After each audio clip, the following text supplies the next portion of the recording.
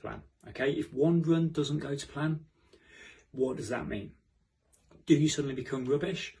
No, of course you don't. Will we run we run so many times in a month or a year that we have to accept that not all runs are going to be great. Sometimes we may be hampered by the weather, underfoot conditions, traffic, tiredness, fatigue, us not pushing ourselves enough, and a lack of motivation sometimes, or that the session set was just too tough.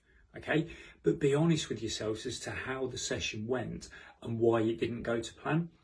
If it was something that you cannot control, such as the weather, accept it, but have a think about why it didn't work.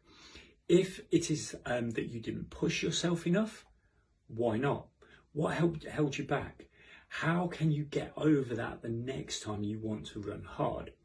Note one or two things that went badly, one or two things that may have gone well and that are positives, so that you've got negatives in there, but you've also got positives.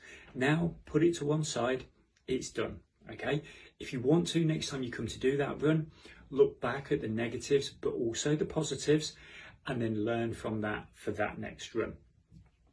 It's sometimes hard to have perspective when we are emotionally invested in our own runs.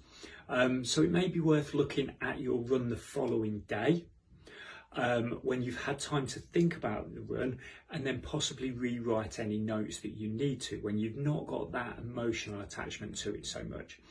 This is where a coach can really pay dividends and can help, as they will look at your runs with a logical viewpoint and point out the positives as well as the learning to take forward. Now remember that not hitting your planned run is not a failure. Okay, none of us are perfect, even if we strive to be.